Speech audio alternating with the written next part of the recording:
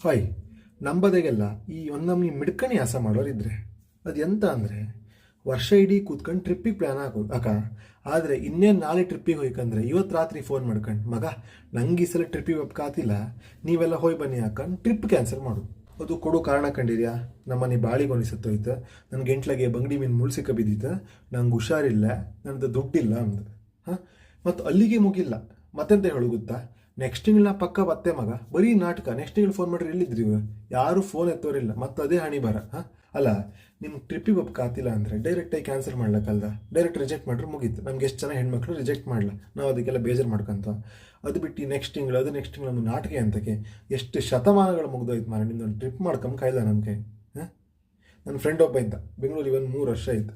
ಆವತ್ತು ಮಾಡೋ trip plan ಇವತ್ತಿಗೂ ಆಗಿಲ್ಲ. ಎಲ್ಲಿಗೆ ಓಪನ್ ಪ್ಲ್ಯಾನ್ ಮಾಡೋದು ಹೇಳಿ? ಇಸ್ಕಾನಿಗೆ, ಅಲ್ಲಿಗೆ ಬಪ್ಪ ಕೈ ಮತ್ತು ಕೇಂದ್ರ ಲಡಾಖ್ ಕೈಲಾಶ ಅಂದೆ, ಮತ್ತು ನನ್ನ ಡ್ರೀಮ್ ಡೆಸ್ಟಿನೇಷನ್ ಅಂತ ಸ್ಟೇಟಸ್ ಹಾಕು ಜಾಗಗಳಿಗೆ. ಅದಕ್ಕೆ ಎಂತ ಮಾಡ್ಕಂದ್ರೆ ಈ ನಿಮ್ಮ ಫ್ರೆಂಡ್ ಸರ್ಕಲ್ ಈ ಥರ ಜನಗಳಿದ್ರಲ್ಲ ಅವನ್ನೆಲ್ಲ ಟ್ಯಾಗ್ ಮಾಡಿ, ಇವರಿಗೆಲ್ಲ ಇನ್ಯಾರು ಟ್ರಿಪ್ಪಿಗೆ ಕರೋಕಾಗ ಬಹಿಷ್ಕಾರ ಹಾಕ್ತೀವಿ.